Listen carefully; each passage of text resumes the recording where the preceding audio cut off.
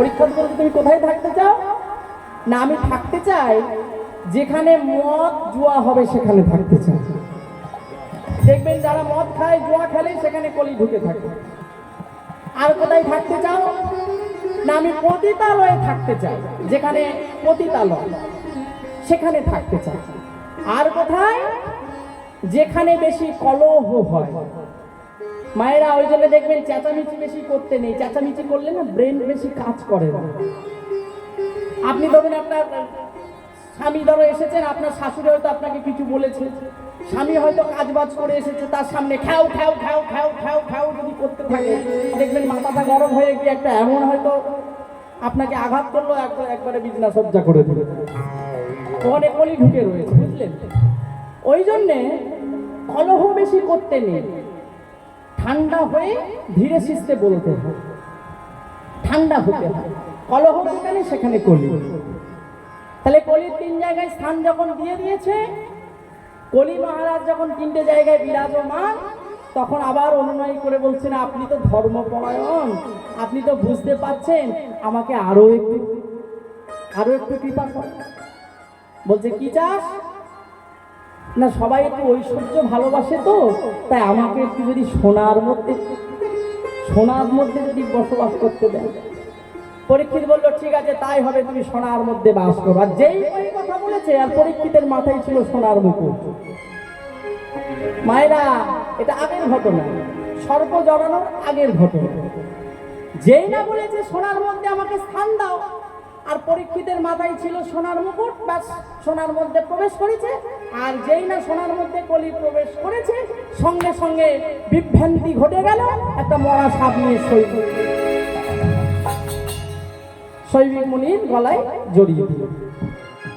ওই যে সোনার মুকুটের মধ্যে কলি ঢুকে গেল। তো তাহলে কলির জন্য যখন এই কাজ করে ফেললেন পরীক্ষিত, তাহলে উপায় কি আছে? সমস্ত শাস্ত্রগণকে ডাকলেন যে অপরাধ ক্ষয় করার জন্য কি আছে। অনেক মানুষ আছে না কলমা পড়িয়ে হিন্দু থেকে মুসলিম হয়, অনেক মানুষ আছে কলমা পড়ালে হিন্দু থেকে মুসলিম হয়ে যায়।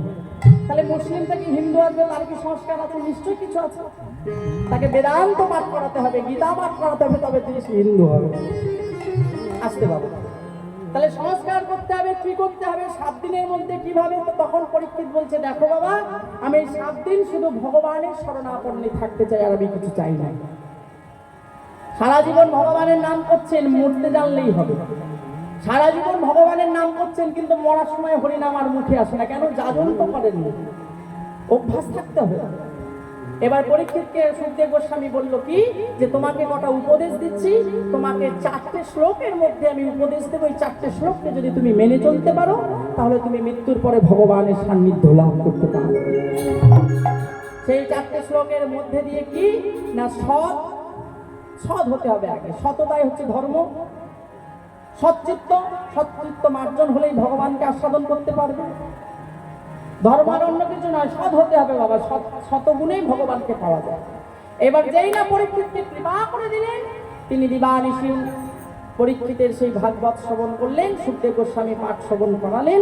7 দিনের মধ্যে চক্ষু দংশন হওয়ার পরে সঙ্গে সঙ্গে তিনি পুষ্পরাতে করে গোলকধামে চলে গেলেন। এই হচ্ছে আমাদের ঘটনা। তাহলে যখনই গুরুদেবকে আশীর্বাদ করলেন যে বলো তুমি কি চাও, না আমি কিছু চাই না, যে সাক্ষাৎ ভগবানকে দর্শন করছি তার আর কিছু চাওয়ার থাকে? বাড়ি গাড়ির বিষয় সম্পদ নিয়ে কি হবে? আমি তো তোমাকেই দর্শন করলাম, যার জন্য এত যাজন ভজন, যাকে দর্শন করে ফেলেছি তার কিছু লাগবে না, তাই তোমাকে চরণে প্রণাম জানালে এটাই আমার হবে। তা বলছে বেশ, তোমাকে গুরু শিষ্যকে আশীর্বাদ করলাম, পূর্বজন্মে তুমি আমার চরণের নকুর হয়ে বিরাজ করবে। আশীর্বাদ করলে সেই গুরু আর শিষ্য নকুর হয়ে চরণে বিরাজ করছেন। চরণে নকুর বাজে সর্বাঙ্গে চন্দন। এবার বংশী বদনে বলে চলো গোবর্ধন, বংশী বদনে বলে ও যাই রে লীলা, ও লীলা যাই রে বংশী বদনে বলে,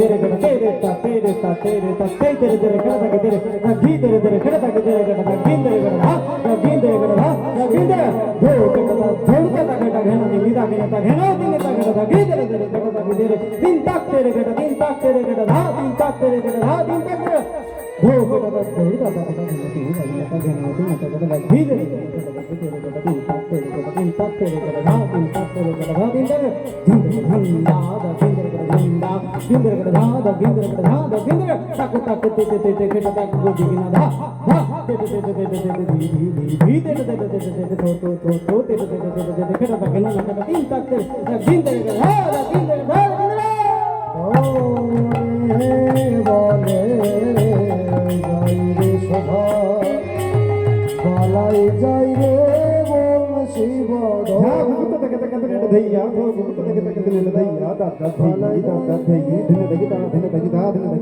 গুগুড়দা ধই গুগুড়দা ধই গুগুড়দা ধই গুগুড়দা গুগুড়দা তক তক থেকে থেকে যাও যাও যাও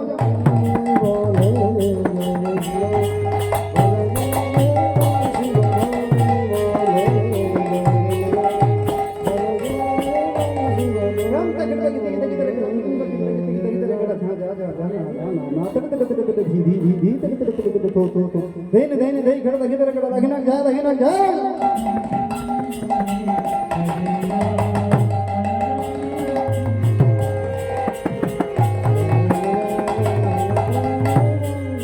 নিতাই গৌর হরি বল শুধু কৃষ্ণ ভক্ত মণ্ডলী এবং আমার ভক্তিমতী মায়েরা আজ এই মহতী হরিবাসরে শ্রী শ্রী রাধা গোবিন্দের গোষ্ঠলীলা পরিবেশন হচ্ছে। তো যাই হোক, দেখবেন যখনই কোনো লীলা পরিবেশন হয়, এই লীলা পরিবেশন হয় গৌরচন্দ্র বা গৌরচন্দ্রিকা শেষে একটি করে তাল বাজানো হয়। কারণ আমরা তো বুঝি না, মায়েরা যখনই দুটো বাজিয়ে উঠে হাত ঘাট বাজাতে যাই তখন দেখুন হয় মায়েরা কথা বলে আর না হলেও আস্তে আস্তে আস্তে আস্তে উঠে চলে যায়। এর কারণ আছে, আমরা বুঝি না তাই। কেন বাজাতে হয়? যখনই গৌরলীলা ছেড়ে বৃন্দাবন লীলায় যাওয়া হয় সেই সময় একটি তাল বাজানো হয়। এই তালটির নাম কি? এই তালটির নাম হলো জামালি। এটি একটি 14 মাত্রার তাল, 4-4 2-4 ছন্দের। তো আমি ছোট করে একটু বাজাবো, বেশি সময় আপনাদের নেবো না। এই যে যাকে নিয়ে আজ দাঁড়িয়েছি, ইনি কে জানেন? আমরা সবাই জানি এর নাম কি। এর নাম হলো শ্রীখোল বা মৃদঙ্গ বলা হয়। শ্রীখোল কেন বলা হয়? শ্রী মানে সুন্দর, খোল মানে আবরণ, সুন্দর আবরণে ঢাকা, মাটির তৈরি মরা চামড়া ছাউনি, তাই এর নাম শ্রীখোল। তো এই শ্রীখোল আজ কিছু বলবে মহতী হরিবাসরে। আমার বলা আর এই শ্রীখোলের বলা আর আমার বাজানো যদি ঠিক ঠিক হয় তাহলে মায়েদের একটা দায়িত্ব আছে, কিন্তু শুধু বসে বসে হরিনাম শুনলাম বাড়ি গেলাম নয়, কিছু দায়িত্ব আছে। কি? মায়েরা উলুধ্বনি করবেন এবং বাবারা হরিবোল জয়ধ্বনি করবেন। আর যদি আমার শ্রীখোলের বলা আর আমার বাজানো যদি ঠিক ঠিক না হয় তাহলে নিজ সন্তান মনে করে আমার কানটি মূলে আমার ভুলটি সংশোধন করে দেবেন। সাউন্ড ভাই ডান দিকে শ্রীখোলের সাউন্ডটা একটু বাড়াতে বাবা। এখানে অনেক গুণী মানুষ আছে আমি জানি, কারণ আমি তো এখানকারই, আমার বামনপুকুরে আমার মামার বাড়ি। তো যাই হোক, ছোট করে একটু বাজাবো। যাই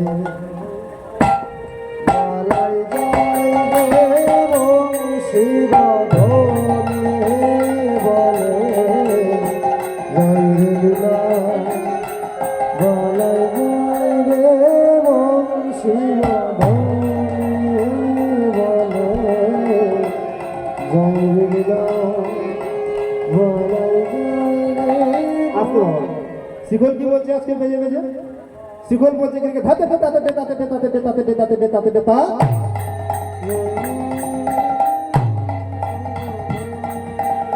শিখলের সাউন্ডটা না ঠিক হয় না, জানো? আমার এই একটু কষ্ট হচ্ছে যখনই বাজাচ্ছি, মানে আমার শিখলের টোনটা যেমন আমি মাইকে তেমন পাচ্ছি না।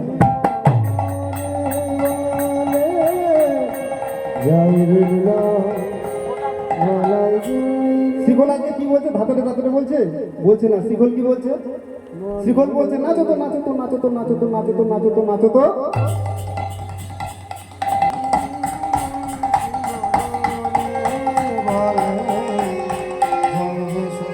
বাজছে তো বাবা, বাজছে।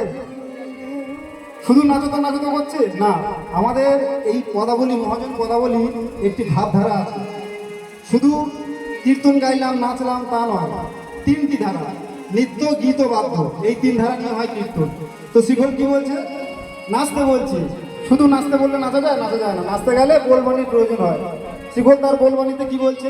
ত্রেকে ধিনি ধিনি নাচতো নাচতো, ত্রেকে ধিনি ধিনি নাচতো নাচতো, ত্রেকে ধিনি ধিনি নাচতো নাচতো নাচতো নাচতো।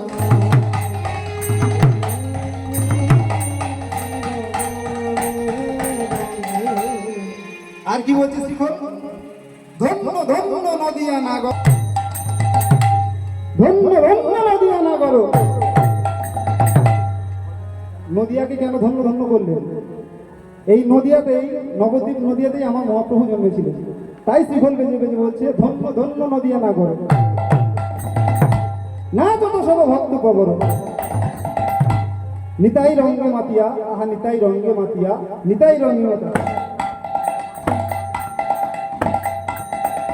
আর কি বলছে শিখল? মৃদঙ্গ বাজত বাজত ঘন ঘন, মৃদঙ্গ বাজত বাজত ঘন ঘন, করতালে কিনকিনিয়া, করতালে কিনকিনিয়া, করতালে কিনকিনিয়া।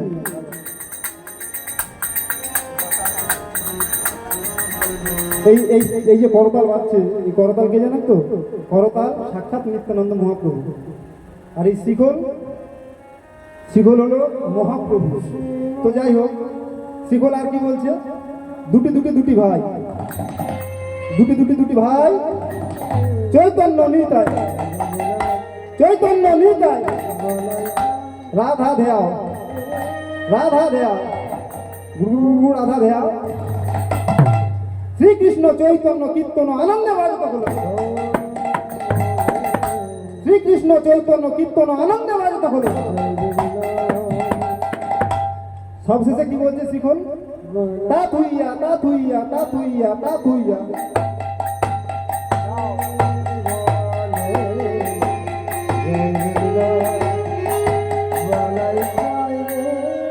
শিখল আমাদের কিছু রাখতে বলছে, তাই তো? তা থুইয়া কথার অর্থ কি? আমরা বলি চলতি কথা, আমাদের গ্রাম বাংলার কথা, যে কথাগুলো আমরা বলি, এইটা ওখানে থুয়ে দিত, এইটা ওখানে থো, তাই না? তা থুইয়া শিখল তাই আমাদের কিছু রাখতে বলছে। কি রাখতে বললো?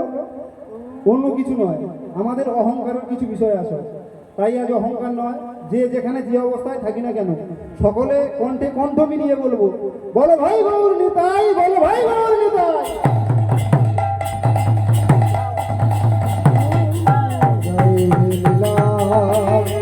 বালাই যাই রে শিব বলে, যাই লীলা বালাই যাই রে শিব বলে,